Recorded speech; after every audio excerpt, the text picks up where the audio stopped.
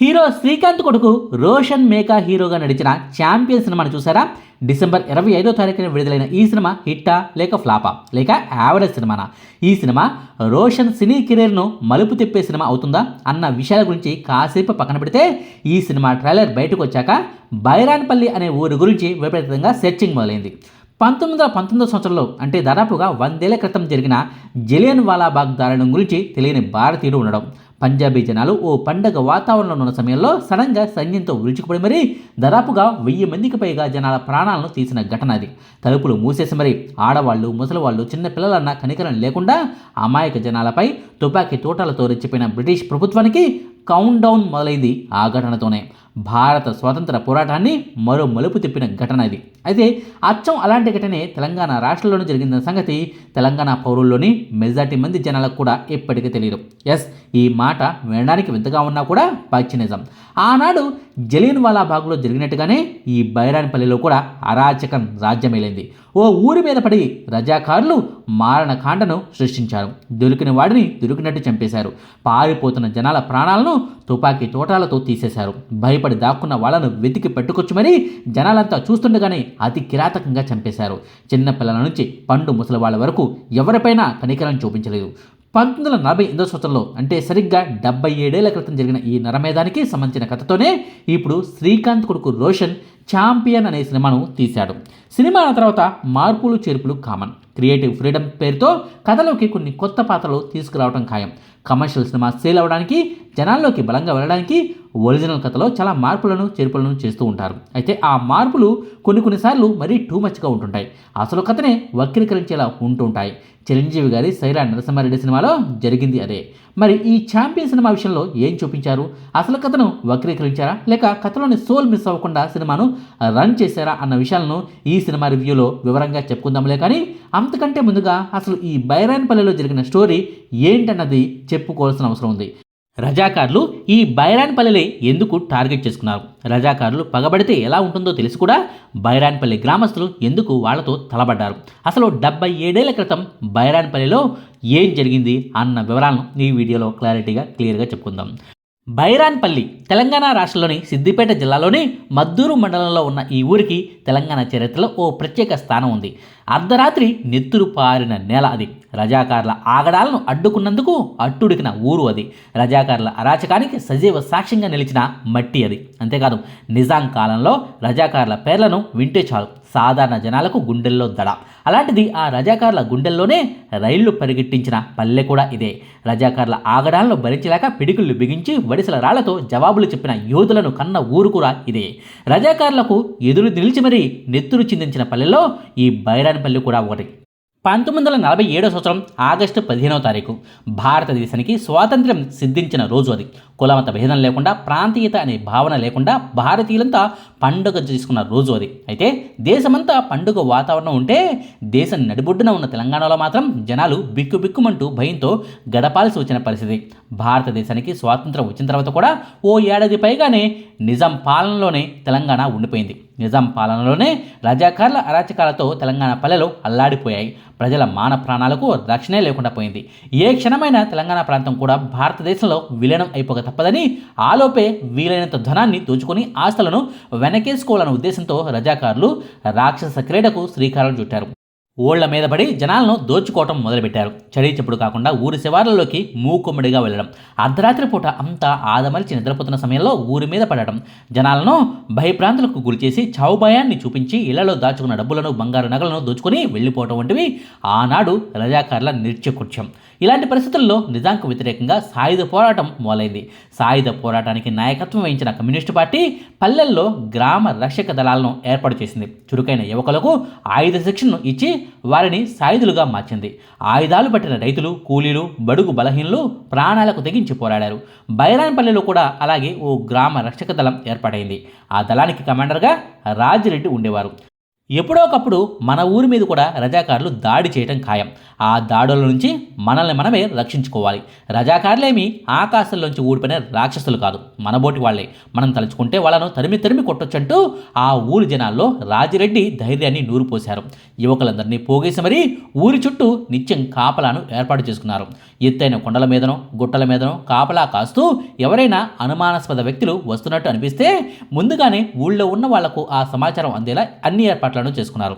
1948 సంవత్సరం జూలై నెల ప్రారంభంలో లింగాపూర్, ధూల్మిట్ట అనే గ్రామాలపై అర్ధరాత్రి రజాకారులు దాడులు చేశారు. అడ్డొచ్చిన జనాలను చంపి మరీ ఆ గ్రామాలను లూటీ చేశారు. దోపిడీ చేసిన డబ్బు, నగలు, ధాన్యంతో పాటు అదే రాత్రి తిరుగు ప్రయాణమయ్యారు. అయితే ఆ తిరుగు ప్రయాణంలోనే బైరాన్పల్లిని వాళ్ళు దాటాల్సి వచ్చింది. నిజానికి అప్పటికే 2 గ్రామాలపై ఆ రజాకార్ల దండు దాడి చేసి అలసిపోయింది. బైరాన్పల్లిపై దాడి చేసే ఉద్దేశం ఆ సమయంలో వాళ్లకు లేదు. అయితే తమ గ్రామం మీద రజాకార్లు దాడికి ప్రయత్నించబోతున్నారని బైరాన్పల్లి వాసులు భావించారు. వాళ్ళు ఆ ఊళ్ళోకి రాకముందే ఊరికి చాలా దూరంగా ఉన్నప్పుడే రజాకార్ల దండును గుర్తించారు. ఆ విషయాన్ని ఊళ్ళో వాళ్ళకు కూడా చేరవేశారు. గ్రామాన్ని దాటుకుని వెళ్లిపోదామనుకున్న రజాకార్ల దండుకు బైరాన్పల్లి గ్రామస్తుల నుంచి ఊహించని ఎదురుదాడి మొదలైంది. బైరాన్పల్లి గ్రామ రక్షణ దళం ఆ రజాకార్లపై దాడులు చేసింది. ఊడిసల రాళ్లతోనూ, బరిసెలతోనూ, నిప్పు కణికల్లో వచ్చి పడుతున్న అగ్ని బాణాలతోనూ బైరాన్పల్లి వాసులు విజృంభించారు. ఆ దాడులకు రజాకార్లు భీతిలిపోయారు. బైరాన్పల్లి గ్రామస్తులను ఎదుర్కొనేంత దమ్ము లేక, ధైర్యం లేక, ప్రాణభయంతో అప్పటిదాకా దోచుకున్న సామాన్నంతా అక్కడే వదిలేసి మరీ పరుగులు తీశారు. ఆ ఘటన తర్వాతే రజాకార్లకు బైరాన్పల్లి టార్గెట్ అయింది. పగన పెంచుకున్నారు, కక్ష పెట్టారు. ఆ ఊళ్ళో ఒక్కరిని కూడా ప్రాణాలతో మిగల్చకూడదని పంతం పట్టుకుని కూర్చున్నారు.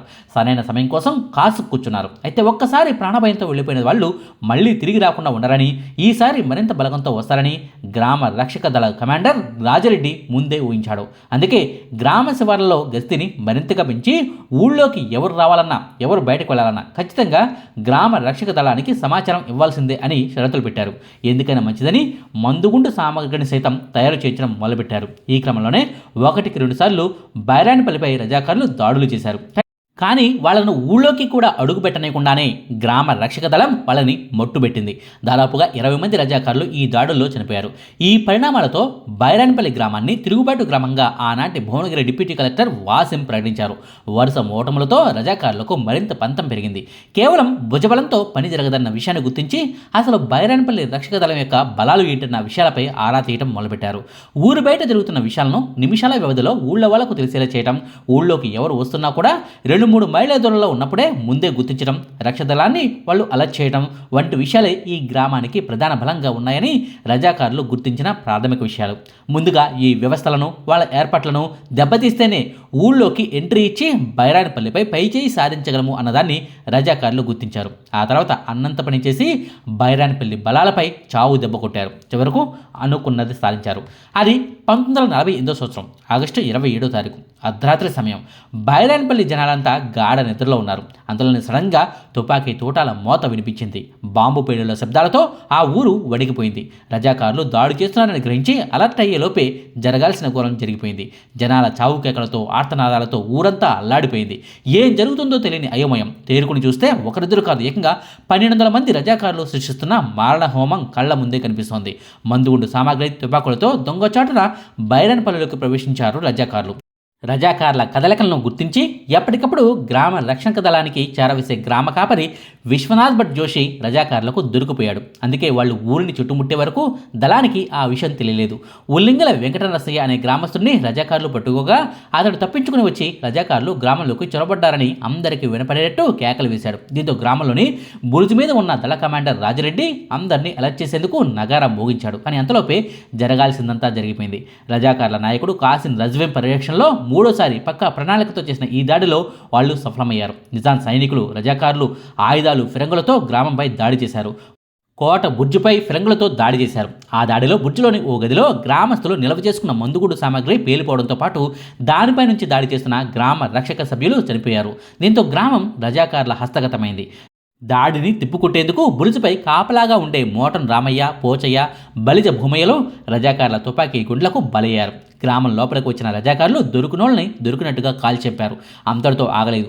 ఇంటింటికి తిరిగి 92 మందిని వెతికి పట్టుకుని వరుసగా నిలబెట్టి కాల్చెంపారు. గ్రామం బయట శవాల కుప్పను పేర్చారు. ఆ శవాల చుట్టూ ఆడవాళ్లను వ్యవస్థలను చేసి బతుకమ్మను ఆడించారు. అత్యాచారాలు కూడా చేశారు. ఆ అవమానాన్ని తట్టుకోలేక చాలామంది ఆడవాళ్లు ఆత్మహత్య కూడా చేసుకున్నారు. ఆనాడు జరిగిన ఆ మారణకాండలో 25 మంది రజాకారులు, 119 మంది పోరాట యోధులు చనిపోయారని రికార్డుల్లో ఉంది. కానీ చనిపోయిన అమాయక జనాల సంఖ్య 300 మందికి పైనే ఉంటుందని గ్రామస్తులు లెక్కలతో సహా వివరిస్తున్నారు. బైరాన్పల్లిపై దాడి చేసిన తర్వాత రజాకారులు కూటిగల్ గ్రామంపై కూడా దాడి చేసి 30 మందిని పొట్టన పెట్టుకున్నారు. ఈ ఘటనల తర్వాతే ఆపరేషన్ పోలోను ఆనాటి హోంమంత్రి సర్దార్ వల్లభాయ్ పటేల్ స్టార్ట్ చేశారు. హైదరాబాద్పై సైనిక చర్యకు పూనుకున్నారు. చర్చలతో నిజాం నవాబు దిగిరారని, సైన్యం బరిలోకి దిగాల్సిందేనంటూ సర్దార్ వల్లభాయ్ పటేల్ ప్రపోజల్ పెడితే ప్రధాని నెహ్రూ గారు సైతం అందుకు ఆమోదం పలికారు. ఆ తర్వాత ఏం జరిగిందన్నది అందరికీ తెలిసిన కథే. 77 ఏళ్ల క్రితం బైరాన్పల్లిలో జరిగిన ఈ ఘటనకు గుర్తుగా ఈ తరం యువతకు స్ఫూర్తిగా బైరాన్పల్లి గ్రామ శివార్లలోనూ ఓ స్మారక స్తూపం కూడా ఉంటుంది. ఆ స్తూపంపై 119 మంది పేర్లు చెక్కబడి ఉంటాయి.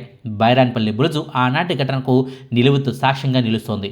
ఆనాడు జరిగిన ఈ దారుణ ఘటన గురించే ఇప్పుడు ఛాంపియన్ అనే సినిమా వస్తుంది.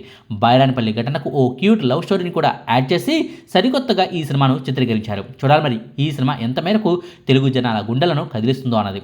ఇదండి ఛాంపియన్ సినిమా ఒరిజినల్ స్టోరీ. 77 ఏళ్ల క్రితం బైరాన్పల్లిలో అసలేం జరిగింది అన్నదానికి సంబంధించిన సమాచారం. మీకు ఈ వీడియో నచ్చితే లైక్ చేయండి, షేర్ చేయండి.